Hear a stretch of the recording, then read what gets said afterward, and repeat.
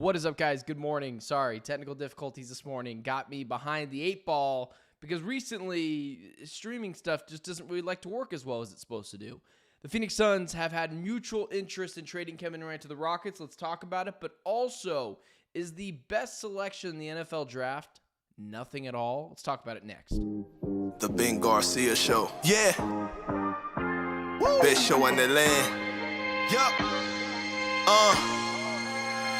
Listen. Come and get your information from Ben Garcia. Get the latest on your quarterback, running backs, and receivers. Tune in, so any other show you don't need them. Any news that he giving out, please just believe him. Giving out the latest prediction and top-notch analysis. Wanna hear the truth, better have thick skin like calluses. The latest move that your team just made can be damaging. The dudes ain't speaking no facts, they just be rambling. Lights, camera, action, turn on the show. Go get the cameraman.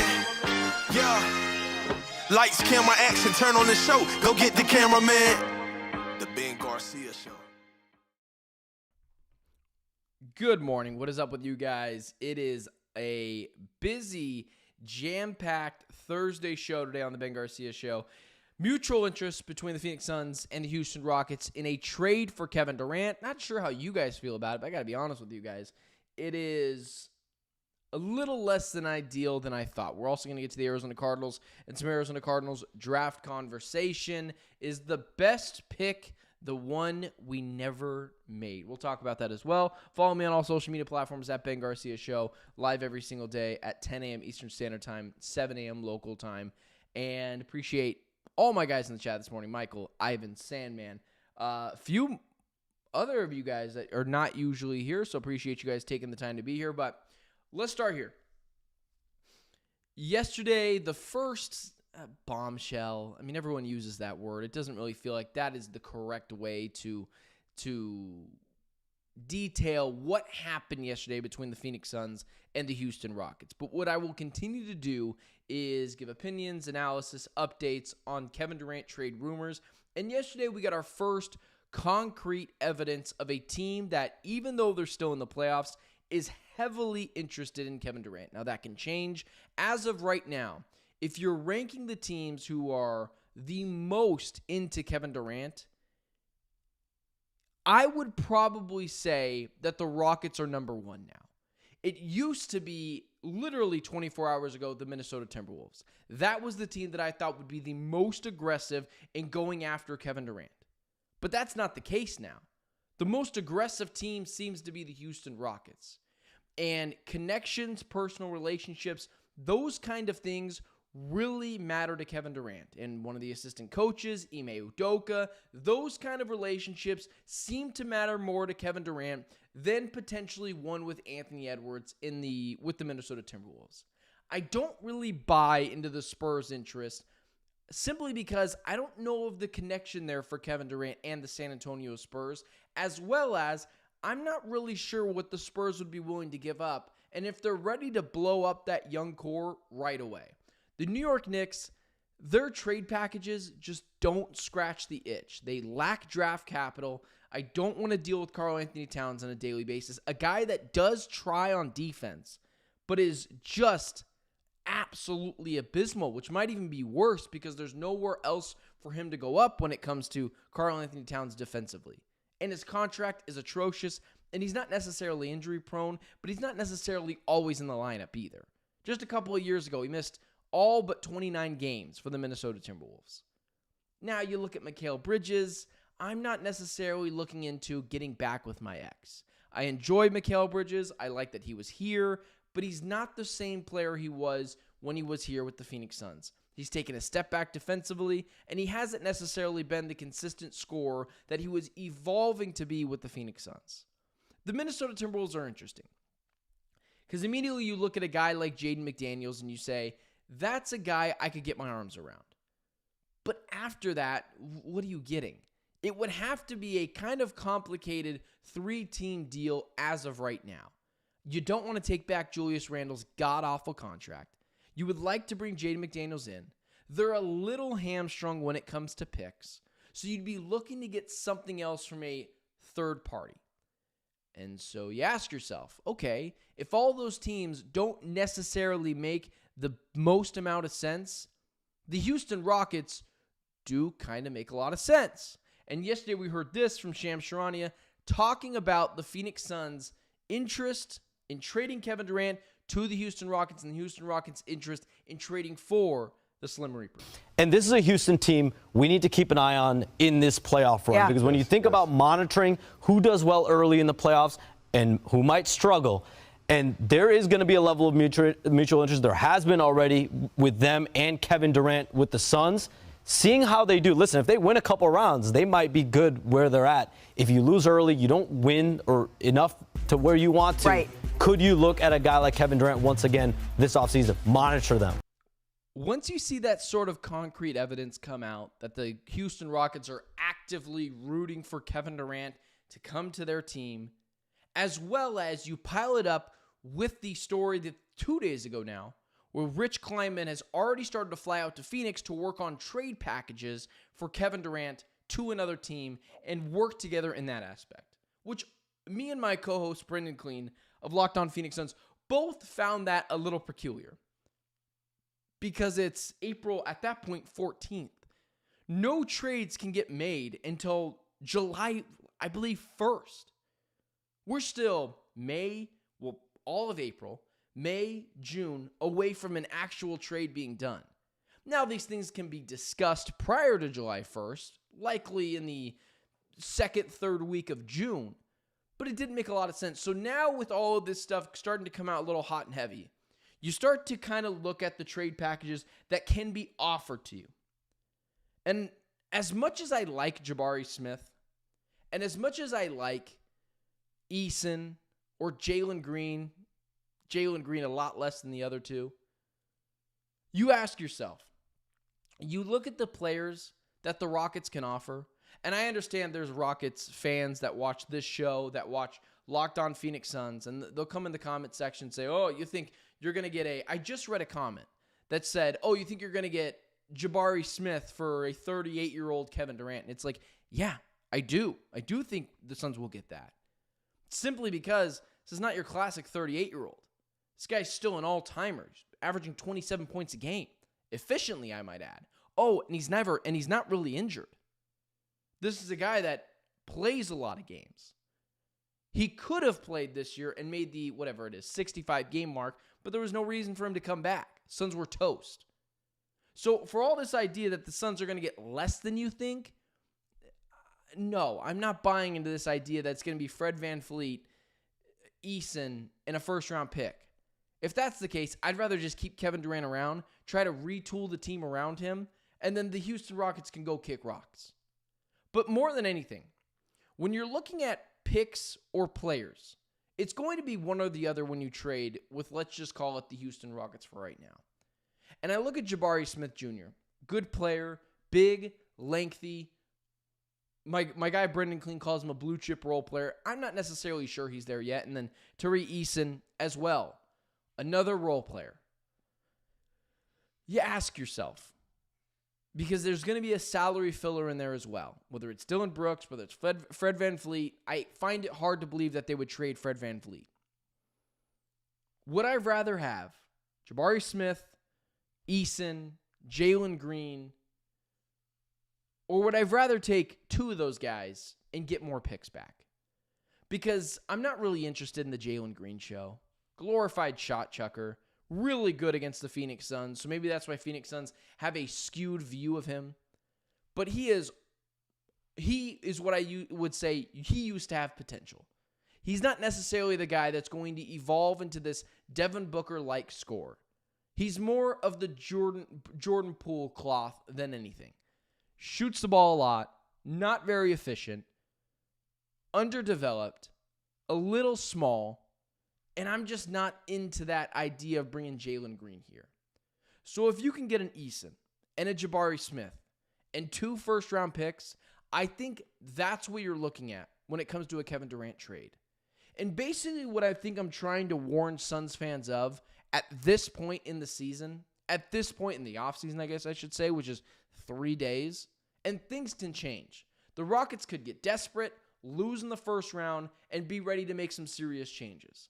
And the Minnesota Timberwolves could lose in the first round and be ready to make some drastic changes and overpay for a Kevin Durant. But barring either of those things happen, maybe even the Knicks, maybe they get blown out in the first round, and they realize the Mikal Bridges thing, the Karl-Anthony Towns thing, it's not working. What you're rooting for is for those teams to blow up, because if that doesn't happen, it's starting to feel like you're going to get less for Kevin Durant, not more. And that worries me, because then you're setting yourself up for a rebuild, not a retool. And I'm of the belief that a retool is possible and to get back into the playoffs next year. Because if you nail the Kevin Durant trade and you draft another solid player in this year's draft, Ryan Dunn makes another leap. Oso Ighodaro makes another leap. Devin Booker turns back into that number one scorer type of player. I do think you can be a 6 seed. But right now, you're not in control of your own destiny. This is all about what other teams would be doing. You got to root for other teams to fail. And I see in the chat from my guy Robert this morning, how about Zion Williamson? If I wasn't on YouTube, I would use some drastic words to describe that. Maybe a couple years ago, I would take a flyer on Zion Williamson. But what I don't need to do is bring another injury-prone player who has issues off the court to this Suns team. I'm good. I appreciate the idea, but I'm good. The Suns need to retool this roster, and it's not with Zion Williamson. It's got to be with high-level role players, big players, that being that. I know everyone was like, oh, this team needs... What the Suns front office messed up is, oh, they should have gotten lengthy 3-and-D players. Yeah, you know what every team wants? Lengthy 3-and-D players. Those are currency in the NBA. Oh, the Suns screwed it up. No, they really didn't. They got Kevin Durant. They could have gotten one other 3-and-D guy instead of getting Bradley Beal. But this idea that they could have just traded for Jaden McDaniels and traded for Mikal Bridges again or Cam Johnson, like that's not the case. Those types of players are very valuable. You chose between Kevin Durant or the 3-and-D players that you did, and just so we're clear, I would have done it again. Kevin Durant's an all-time type of player. There are some missteps that they had, and I would have rectified some of those things, but at the end of the day, this team was just not going to compete for a championship. And at this point, what you're worried about is getting less for Kevin Durant, not more. So you're rooting for the Knicks to blow up. You're rooting for the Rockets to blow up, or the Timberwolves to be a disaster in the postseason. Because right now, some of the offers that I'm seeing being floated around worry me that you could be getting less for Kevin Durant, not more. And as much as I like an Eason or a Jalen Green or a Jabari Smith Jr., young guys that can add some vibrancy to this team, I might just want picks at that point. My guy Drew Dog, hello from Toronto. How are you doing, my brother? So good to have you in the chat this morning. But that's how I'm feeling, is looking at some of these offers, as much as I like Jabari Smith Jr. and I like Eason, both blue chip level role players. That's what this Suns team needs to help build the next great version of the Phoenix Suns. Would I rather Jabari Smith Jr. and all of the Suns picks back? I think I probably would, because I think I could just draft an Eason or trade for a better level of Eason or a Jalen Green. And so instead of Bari and Jalen Green and Eason and then a salary cap filler, which I do think is totally fair to ask of the Houston Rockets, regardless of Houston Rockets fans thinking they're, not going to trade everyone for these players. You have to give up someone. Immediately right off the bat, you're going to have to give up salary fillers. You can't just trade for Kevin Durant. This isn't 2K. So Jabari Smith and Eason, those types of things make sense. But what you're really hoping for right now is for those teams to blow up. Otherwise, you start to turn into the, oh my God, are the Suns going to get less for Kevin Durant, not more? And then that spirals into, well, hell, we're turning into a rebuild, not a retool. And then that spirals into, damn, Devin Booker said he doesn't want to be a part of a rebuild. And that is where you really start to get into the, holy hell, are we going to have to trade Devin Booker? And you don't want to be and have those problems. So that's how I feel about it. And so those types of things really have started to worry me about the Phoenix Suns trade offers so far for Kevin Durant, and that being with the Timberwolves or the Knicks, or at this point, the Houston Rockets. Moving on. Lately we're really starting to get more people in the chat, which is very, or in the chat or just in the stream at all, and that you guys don't understand that how much that means to me. Been doing this for a while now, so we appreciate it. All Arizona sports here on this show. All right, let's go here. This is going to be an unpopular take. And I have to be honest with you. If I was ranking the things that I want to see the Arizona Cardinals do, one would probably be Will Johnson. That's a guy that I have been bugging for a while now. I want Will Johnson on the Arizona Cardinals. But the more you look at things, the more you see that, damn, he might not fall to this team. And then if you're going number 2, it's probably an edge rusher. 3, probably an offensive lineman.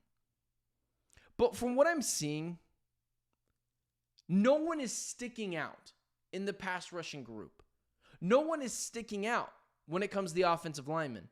And wide receivers, if Teteroa McMillan or Matthew Golden fell to 16, I got to be honest with you, it would be very tempting. Because those are blue chip level talents that this Arizona Cardinals team desperately needs to continue to accumulate. The way you win Super Bowls with Kyler Murray as your quarterback is stack the roster, Philadelphia Eagles, Jalen Hurts style. That's how Kyler Murray is going to win a Super Bowl. But it's not a need. It's just not. Michael Wilson's a very good wide receiver. Greg Dortch, fine number 4.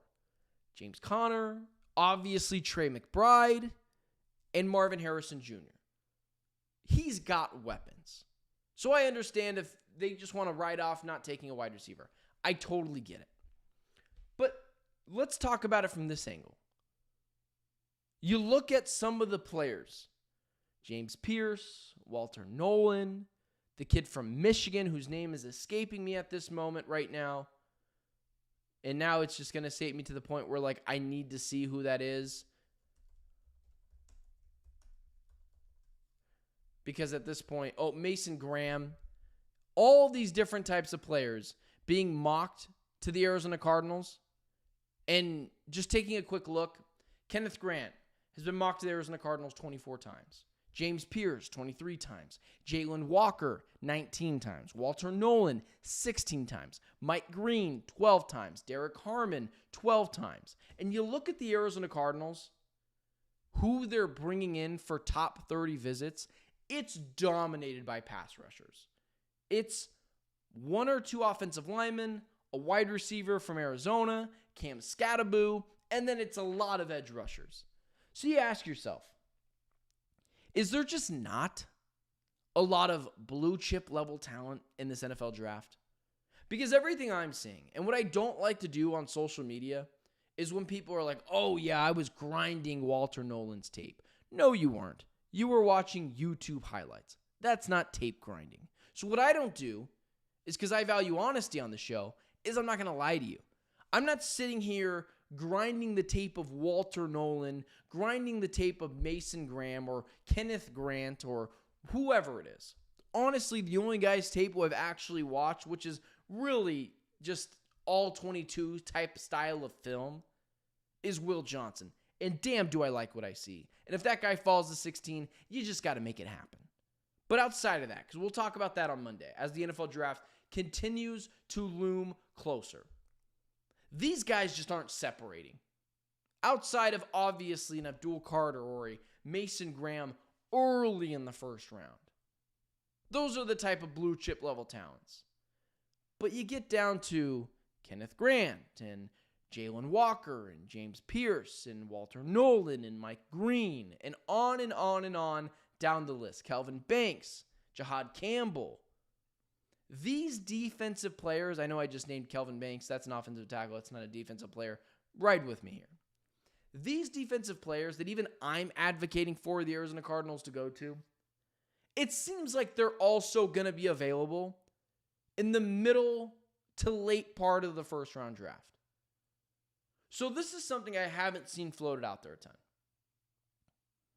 If all these players are somewhat close, And James Pierce is close to Walter Nolan, and Kenneth Grant's got a close grade on Walter Nolan. Shouldn't the Arizona Cardinals just trade back? I know that I am the person that has continued to say this team needs to keep accumulating talent. If I'm not mistaken, they've got 6 swings at the bat this year. And for those of you that aren't keeping track, that's not a lot. This team needs more swings at the bat. And if there's one thing I know about Monty Ossenfort, man, that dude likes trading back. And you look back at the Paris Johnson trade.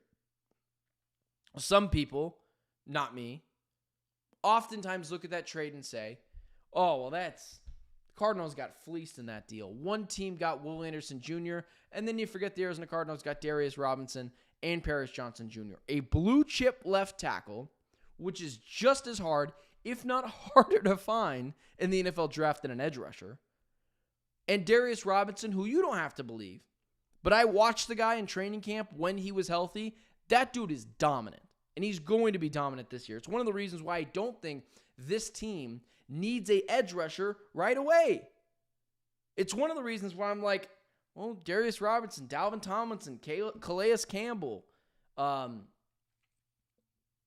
Josh Sweat. They've got dudes on the defensive line.